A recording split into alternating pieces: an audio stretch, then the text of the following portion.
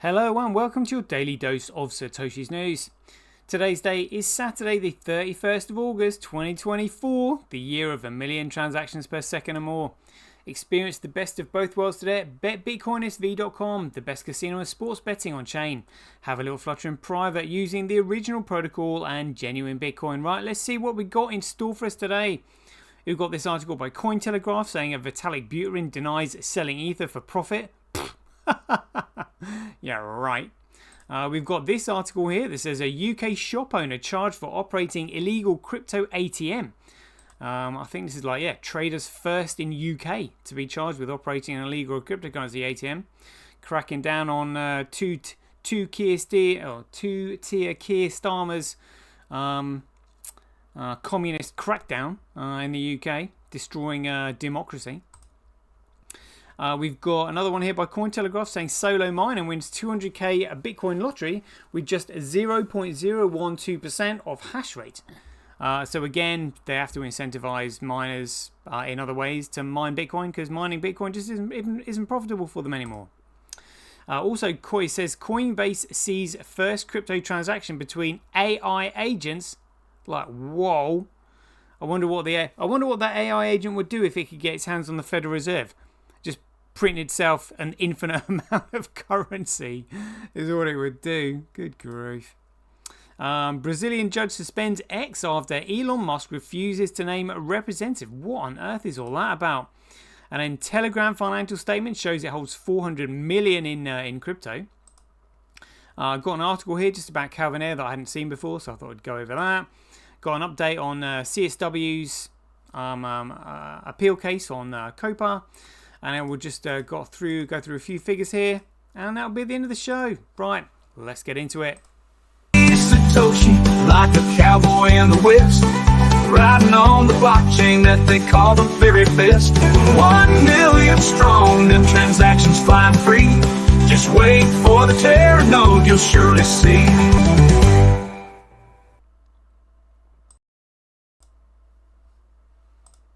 There we go, back in business. Right, so Vitalik Buterin denies selling Ether for profit. That's all I can say on that one. So Ethereum co-founder, because I think he actually founded it along with that Cardano douchebag, Hoskinson.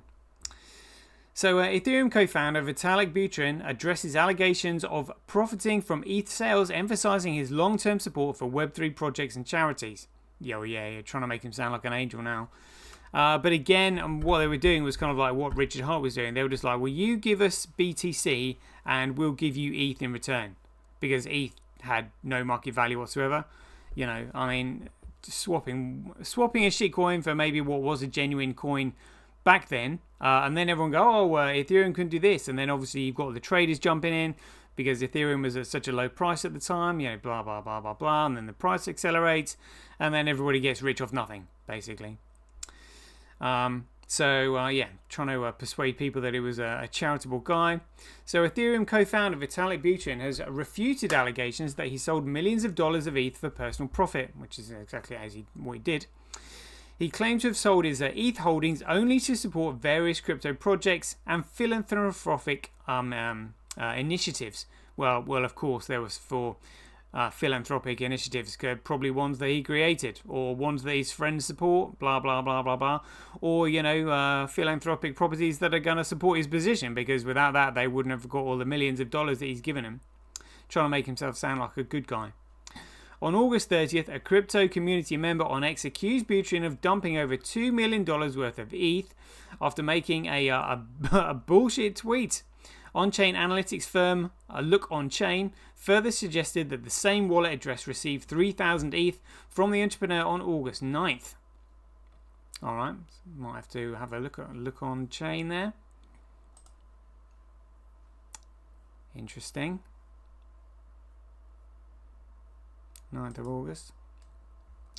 On 31st of August, so that's today, Buterin responded to an X post supporting his rightful position to make a profit, selling a portion of ETH tokens he earned over the last 7 years. Well, first of all, it started off as a proof of work, then it went to proof of stake, And again, of course, once you've staked your claim, that's it. It's centrally controlled. Buterin has not sold ETH since 2018. Yeah, because how much ETH do you want to sell when you're a billionaire? According to Buterin, he hasn't sold any ETH for profit, but to financially support various Web3 projects and charities. Well, of course, trying to just get more people on your side, pay them to shut up, pay them to support you, basically. He said, quote here, "I haven't sold and kept the proceeds since 2018. All sales have been to support various projects that I think are valuable, either within the Ethereum ecosystem or broader charity. For example, biomedical research." Oh my God, research and development. Why would you be giving money to a biomedical research and development unless you're supporting the cabal? They've made him do it. The revelation garnered support from community members who widely encouraged Buterin to sell ETH for profit. "Don't even defend it. You deserve that yacht too," said one of the ex-users. Ethereum supports DeFi growth. Buterin has recently defended Ethereum against claims that the blockchain doesn't care about decentralized finance. Kane Warwick, the inventor behind the concept of yield farming, again another scam, said Buterin is not a maxi and doesn't think he is infallible, particularly in his stance on DeFi. Quotes here: "One of the most critical things that has gotten wrong over the last 5 years is the importance of DeFi." In response to a similar accusation from the ex-user, Millie, Buterin emphasized his desire to see applications that are useful and sustainable. Well, if they're useful and sustainable, they have to be on a sustainable network, of which ETH is not. While upholding the network's two core principles, permissionless and decentralization. Well, you've gone against that yourself by turning Ethereum into proof of stake. The Ethereum co-founder further added that he does not respect things whose attractiveness comes from some temporary source that has no sustainability. Well, proof of work hasn't got any sustainability. It's a completely centralized network. And it costs, the gas fees are just absolutely astronomical. It's ridiculous. But, they're all going to try and spin the narrative, really. Check this one. As a UK shop owner charged for operating illegal crypto ATM. So police officers carried out a search warrant at an electronics shop in Chatham, Kent, where they seized several crypto ATMs, including one that was on public display. A man has become the first person charged in the UK for operating a crypto ATM. Crypto ATMs have been relatively common in the UK, even though the Financial Conduct Authority, the body that regulates financial services but has got no authority whatsoever because it's a corporate entity and financed by the banks themselves, so they've got no authority to be doing this whatsoever, says it banned them in 2022. Well, prove you've got the authority to do that. You're a corporate entity. You are corpse. You are a legal fiction. So this is just BS, really. According to the data from Coin ATM Radar, 81 working cryptos ATMs were in the UK in March 2022, placing it among the top 10 in the world at the time. Though there have been numerous crackdowns by UK police on crypto ATMs since the ban, this is the first reported case of criminal. There can only be a crime if there is no victim. There's no crime. So who is the victim coming forward to claim that they've been wronged? Charging a criminal charge occurring as a result of operating one. Police officers carried out a search warrant at the electronics shop in Chatham, Kent, where they seized several crypto ATMs, including one that was on public display. Habibur Rahman, 37, based in Langdon Crescent in East Ham, London, was arrested following the search. He has now been charged with operating the machines without registering from the FCA. Well, they don't need to because that's well outside the FCA regulation. But again, we know what's going on at the moment. Communism coming in. In addition, Kent police alleged he laundered £300,000 of criminal cash by converting it into digital assets. Rahman is currently out on bail ahead of his October 10th court date. Matthew Long, Director of Payments and Digital Assets for the FCA, said there are currently no crypto ATMs registered with the FCA. So if you're using one of these machines, you could be handing your money to criminals. Crypto ATMs continue to be commonly used for criminal activity worldwide. At least 100 criminal activity. What about fiat currency? And gonna mention that about being securities fraud. How is that not criminal? Has the European Central Bank or the Federal Reserve ever been audited? Does anybody know how much securities fraud they've committed? Don't think so. At least $160 million in illicit volumes have been processed by the cash-to-crypto industry, which operates primarily via crypto ATMs since 2019, according to research by crypto analyst TRM Labs.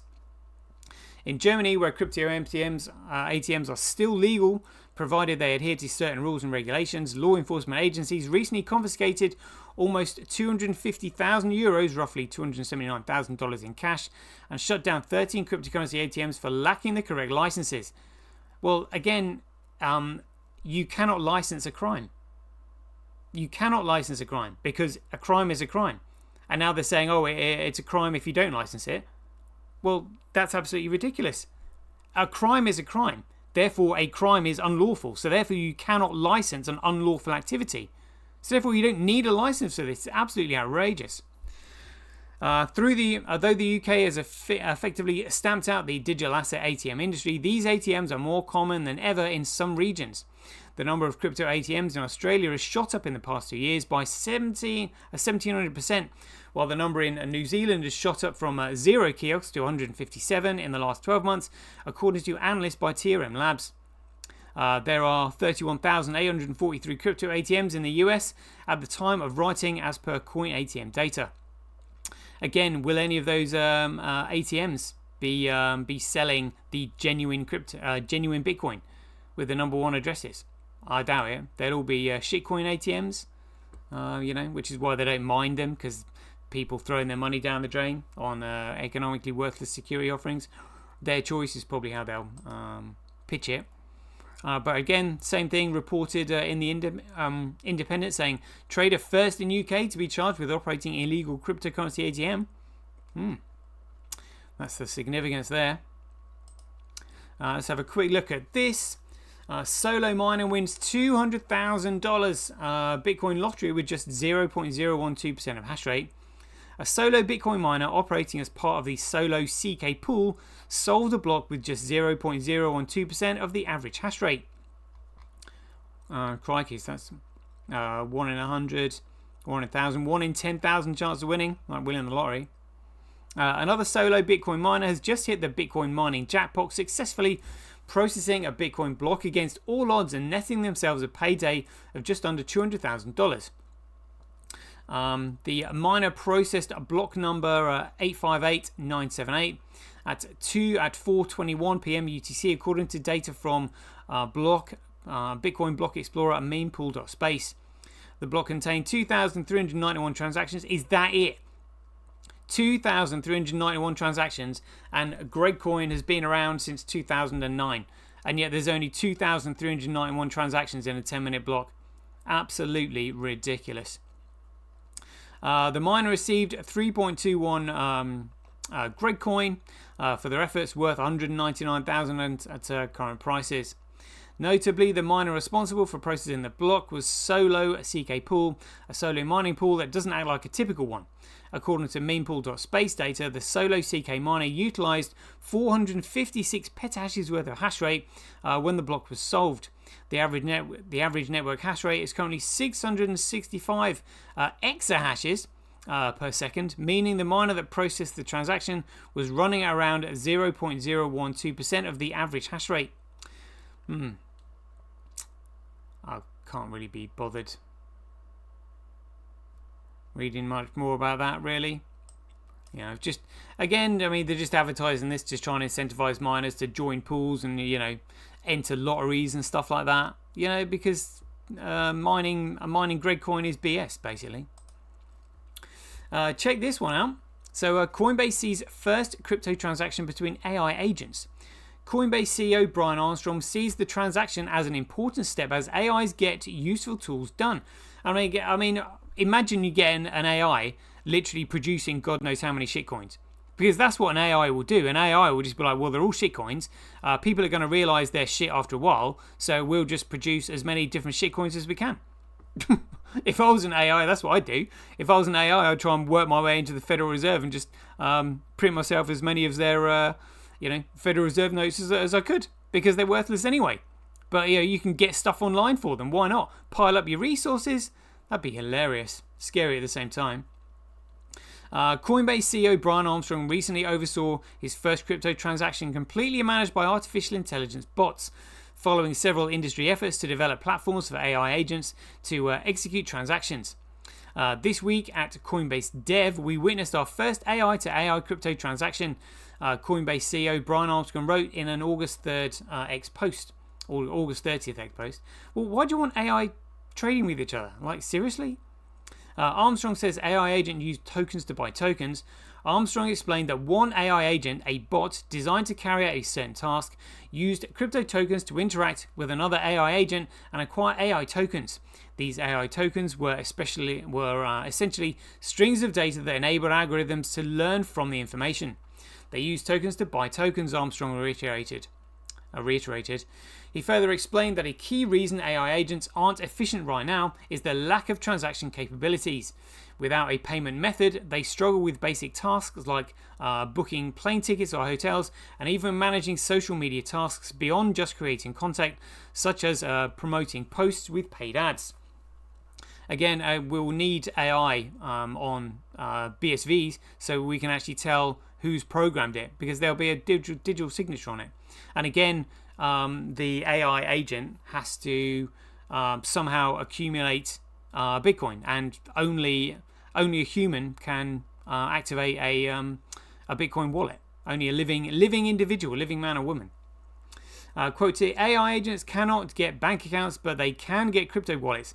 They can now use a USDC on Base to transact with humans, merchants, or other AIs. Those transactions are instant, global, and free, Armstrong added.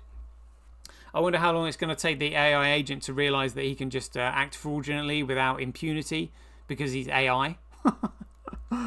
It comes only weeks after Armstrong called for larger language models, the technology behind AI systems such as OpenAI, ChatGPT, and Anthropic's Claude. To have crypto wallets, let's help AI agents get work done on your behalf and participate in the economy, Armstrong stated. Recent developments for AI agents executing transactions. It follows the rollout of new platforms by various crypto firms designed to give AI agents the ability to execute transactions. In August, blockchain development firm Skyfire launched a payment platform that allows AI agents to spend money autonomously. Meanwhile, on June 11th, Cointelegraph reported that Web3 infrastructure for B Economy is onboarding AI agents to enable on-chain transactions on behalf of users. Why? Bioeconomy co-founder Aniket Jindal explained to Cointelegraph that the Delegated Authorization Network is relatively new and serves as an authorized layer that allows the delegation of trading activities to AI agents. I think we're going down a severe wrong route there. But anyway. Next, Brazilian judge suspends X after Elon Musk refuses to name representative. What on earth is going on here? Supreme Court Justice Alexander Moraes began investigating the spread of misinformation during the government of former Brazilian President Jair Bolsonaro. A Brazilian Supreme Court justice has ordered social media platform X to be suspended in Brazil after Elon Musk refused to name a legal representative for the firm. That's outrageous that they should even be asking that. According to an August 30th Associated Press report, Justice Alexandra de Moraes followed through with his intention to shut down X's Brazilian operations if Musk failed to appoint a legal representative by August 29th. X's global government affairs team said the platform would not comply with Morales' illegal orders or censor his political opponents. Absolutely. I mean, you can't put somebody on the block for that, because Twitter is just simply a platform that people tweet on or post tweets on. You can't say that somebody is responsible for it. You know. So, oh yeah, name somebody that's going to be responsible for all this. Give us a representative. That's outrageous. X is more like an agent platform, you know, an agency platform where people just write their own. You can't have somebody representing it. It's unclear what X's next move may be for Brazilian users. Musk has made many posts claiming Justice Moraes was evil and a dictator for his alleged illegal political censorship. Moraes had been investigating X for allowing the promoting misinformation related to former Brazilian President Jair Bolsonaro. Well, people, it's just opinions. Misinformation is just simple people like probably posting out what they think. Yeah, that's outrageous. Totalitarianism coming in. At the time of publication, Brazilian ex-users reported they could still access the social media platform. According to Statistica, more than 20 million of the country's roughly 217 million residents use X.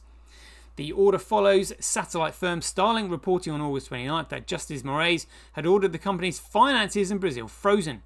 SpaceX, also owned by Musk, is the parent company of Starlink. Good grief, what is the world coming to? And a Telegram financial statement shows it holds $400 million in crypto. The messaging app had about 4 million premium users at the end of 2023. The popular messaging app Telegram, whose CEO Pavel Durov was arrested on August 24th, reportedly held $400 million in digital assets as of the end of the year, according to the company's 2023 financial statement. The app had around 4 million premium users at the close of 2023, a number that has grown over 5 million today. Telegram posts an operating loss of $108 million during the year ending December 31st, 2023, while regenerating $342.5 million in revenue. According to a Financial Times report, about 40% of Telegram's revenues came from digital asset-related activities under the categories integrated wallet and sale collectibles. I guess that might be from their token, really. According to Statistica, Telegram recorded an in-app revenue of $11.6 million in the first 2 months of 2024, raising over $4 billion since its launch. Good grief. Telegram's 2023 financial report provides details on crypto transactions. Yeah. Not really. 22 minutes gone already. We'll just move on. News and views, just have a quick look at this one. So Metanet, the better, more inclusive and dynamic internet. From the start of my digital asset journey, I took Satoshi Nakamoto at his word that blockchain technology and digital assets were intended to be used, not hoarded as digital gold, not endlessly flipped in pursuit of speculative riches, but used for the wide variety of purposes that only enterprise blockchain technology is capable. Exactly. It's for that reason that Air Group is now the world's largest venture capitalist investor in Metanet apps that rely on unbounded scaling public proof-of-work enterprise blockchains like BSV. My support for BSV-based projects is well known, but that support stems from the fact that BSV is the only legally and regulatory compliant enterprise blockchain that can scale to make Metanet a reality. What is Metanet? It can best be described as an economically integrated online system that enables cost-efficient instant micropayments. An even simpler way to say it is the Metanet represents the vision of a better, more inclusive and dynamic internet. Yeah, loving that. Sounds like a very positive article. I might actually go back and read that myself. Let's just get into CSW's case here. So we've got Justice Case Tracker for Civil Appeals. Search that one there. Here we've got the case number, title Right versus Crypto Open Patent Alliance. This is what we've got so far. Track your case. Current status: awaiting bundles and or documents and applications. Applicant applications, solicitors and tracking information. 14th of August 2024. Letters sent to applicant/solicitor to request bundles and or documents. And before that, 12th of August 2024. Case file passed to case management. Last update 29th of August 2024. Don't think there's anything else. Alright, there we go on that. Let's have a quick look at the figures. We've got $42. Yeah, that correlates with what's a prev in the top left there. Transactions, nothing to write home about. Yada, yada, yada. Usual figures there. Politics. Alright, let's have a look at the Tether weather. Oh, no way. They haven't printed anything today. But a lot over the last week, though. Let's have a look at Bitcoin versus Greg Coin. Just plodding along over the last couple of days. All right. Let's have a look at that versus USD. Just quickly. All right, yep. Plodding along sideways against USD as well. Oh, ups and downs here on Orange Gateway. That's Bitcoin versus Greg Coin. And plodding along sideways against the US dollar as well. Wow. Entire market cap still at $2 trillion. Great coin with a 24-hour trade volume of just 1.18. Oof. Not very big at all.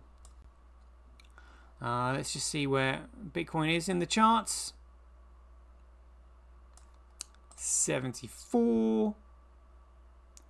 Oh, look at this. Look at this. They've changed the figures again. I wonder if they thought that we're going to be asleep at the wheel because they've had it at 5 million. Now it's back down to 1. Look, there's only $1 million worth of asks available. That is it. Just $1 million. Well, I knew those figures were BS. And now they've put them back. $1 million worth. That is it. Oh my goodness me.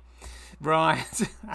That's made me quite excited. We'll leave it there. So as ever, if you enjoy these updates, please ding your donations for your appreciation to either Satoshi@Sentby.com, Handcash.io, Simply.cash, Relasia.com, Rockwallet.me, or Senti.ch. We'll leave it there. I hope you enjoyed it. As ever, be aware, take care, stay safe out there, and we'll see you in the next one.